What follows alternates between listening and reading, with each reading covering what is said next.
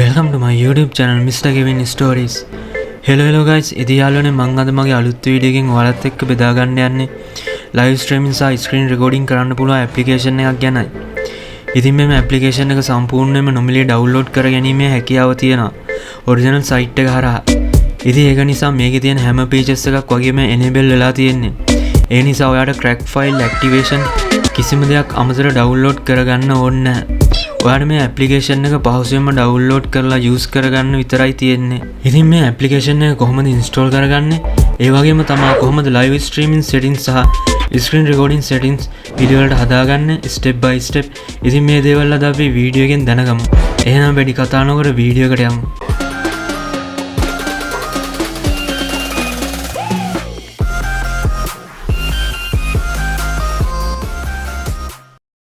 යාළුවනේ ඉතින් මුලින්ම ඔයාගේ වෙබ් බ්‍රවුසර් එක ඕපන් කරගන්න.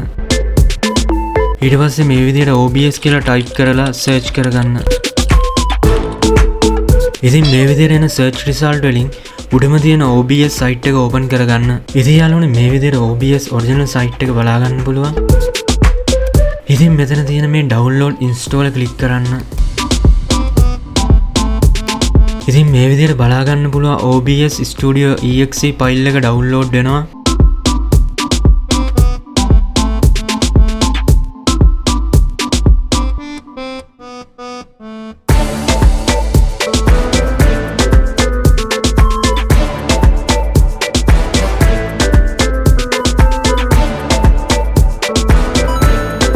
යාළුවනේ ඉතින් මේ විදිහට ඩවුන්ලෝඩ් වුණාට පස්සේ OBS EXE ෆයිල් එක ක්ලික් කරගන්න.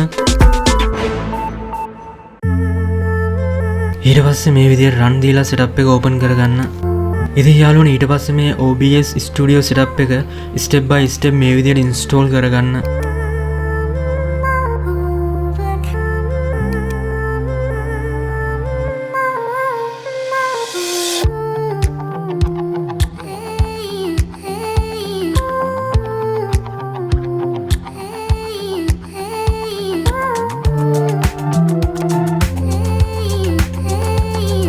ඉතින් යාළුවනේ ඔයා ඉන්ස්ටෝල් කරගත්ත setup එක ඕපන් වුණාට පස්සේ මේ විදිහට ඔප්ෂන් තුනක් එනවා සිලෙක්ට් කරගන්න. ඉතින් මෙයාගෙන් අපිට ඇප්ලිකේෂන් එක ඔප්ටිමයිස් කරගැනීමේ හැකියාව තියෙනවා ඔප්ෂන් තුනක් යටතේ. ඉතින් පළවෙනි එක සිලෙක්ට් කරගත්තොත් ඔයා ස්ට්‍රීමින් කරද්දි වැඩිපුර මේ ඇප්ලිකේෂන් එක ඔප්ටිමයිස් වෙනවා සහ රෙකෝඩින් කරද්දිත් ඒ දේම වෙනවා.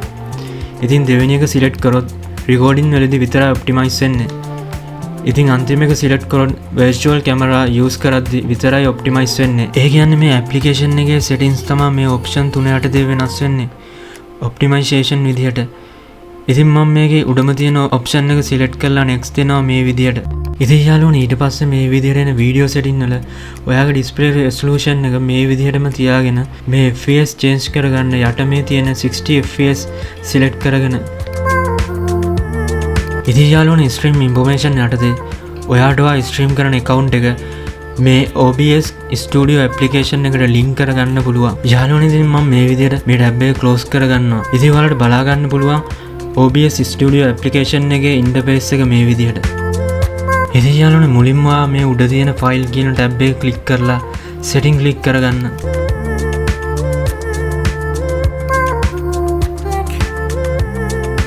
ඊට පස්සේ මේ විදිහට ඕපන් වෙන setting වල appearance යන්න. appearance tab එකේ ඔයාලට style change කරගැනීමේ හැකියාව තියෙනවා මේ විදිහට. ඉතින් ඒ වගේම තමයි font size එක change කරගන්න පුළුවන් appearance tab එක හරහා. ඊට පස්සේ මේ stream tab එක හරහා ඔයාට ඔයාගේ account එක link කරගැනීමේ හැකියාව තියෙනවා මේ කලින් කිව්ව පරිදිම. යාළුවනේ ඉතින් මේ තියෙන output tab එක හරහා ඔයාට streaming සහ recording යන දෙකෙහි video output setting හදාගැනීමේ හැකියාව තියෙනවා. ඉතින් ඔයා streaming වල audio bitrate යටතේ තියෙන මේ 320 select කරගන්න. ඊට පස්සේ තියෙන මේ video encoder hardware සහ software කියන option දෙකෙන් ඔයා ඔයාගේ device එකේ separate graphics card එකක් තියෙනවා නම් මේ hardware select කරගන්න. එහෙම නැතිනම් software select කරන්න. ඉතින් මෙතන තියෙන මේ encoder preset setting තියෙන විදිහට තියාගන්න. ඉතින් යාළුවනේ මෙතන තියෙන recording quality යටතේ මේ high quality medium file size click කරගන්න. ඊට පස්සේ මෙතන මේ තියෙන වැදගත්ම සෙටින් එකක් වෙන recording format එක මේ විදියට MPEG-4 කියන MP4 file format එක select කරගන්න. ඉතින් මේ video encoder කියන එකත් separate graphics card එකක් තියෙනවා නම් විතරක් hardware select කරගන්න, නැතිනම් software select කරන්න. ඉතින් යාළුවනේ මේ setting මේ විදියට change කරගෙන මෙතන පහළ තියෙන මේ apply click කරගන්න. ඉතින් ඊට පස්සේ මේ audio හරහා ඔයාට audio setting හදාගැනීමේ හැකියාව තියෙනවා.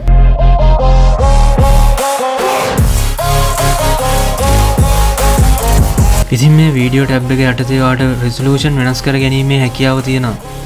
ඉතින් මේ base resolution එකට ඔයාගේ display resolution select කරගන්න. ඒ වගේම තමයි output resolution එක display resolution ම select කරගන්න.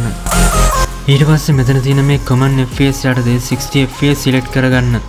මොකද 60 fps යටතේ ඔයා recording කරන video එක ගොඩක් smooth කර ගැනීමේ හැකියාව තියෙනවා 30 fps වලට වඩා. ඊට පස්සේ මේ apply click කරලා setting save කරගන්න.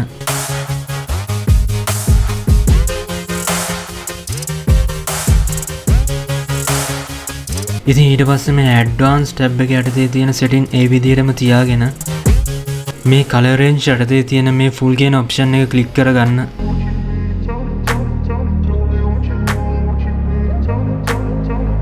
ඊට පස්සේ apply දීලා okay click කරගන්න. ඉතින් යාළුවනේ දැන් මේ OBS Studio application එකේ තියෙන setting අපි අපේ device එකට සරිලන පරිදි customize කරගෙන ඉවරයි. ඉතින් මේ විදිහට smooth හදාගත්ත setting වලින් කිසිම lag එකක් නොමැතිව high quality video streaming සහ recording කරන්න පුළුවන්. ඉතින් යාළුවනේ ඊට පස්සේ මේ sense යටතේ අපිට sense add කරගන්න පුළුවන්. ඉතින් මම මේ විදිහට මේක rename කරගන්නවා. ඉතින් ඊට පස්සේ මේ sources යටතේ sources add කර ගැනීමේ හැකියාව තියෙනවා. ඉතින් මේ වගේ option sources යටතේ බලා ගන්න පුළුවන්. යාළුවනේ ඉතින් මුලින්ම ඔයාගේ screen එක recording කරන්න නම් ඔයා මෙතන තියෙන මේ display capture add කරගන්න වෙනවා මේ විදිහට.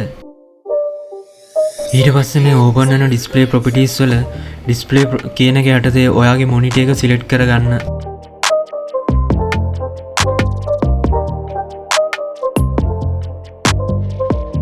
ඊට පස්සේ මේ okay click කරන්න.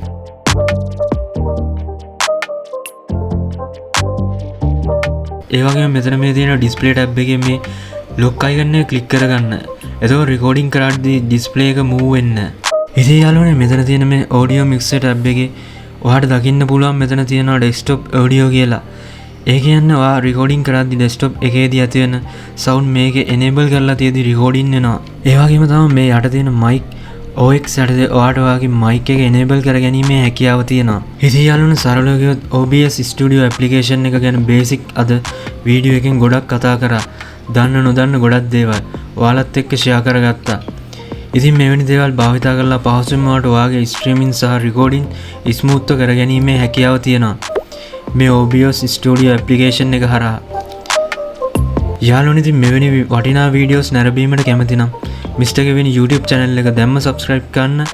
ඒ වගේම එහා පැත්තෙන් තියෙන bell icon එකත් click කරන්න අමතක කරන්න එපා. ඉතින් අදට වීඩියෝ එක මෙතනින් ඉවරයි. මේ Mr. Kevin Stories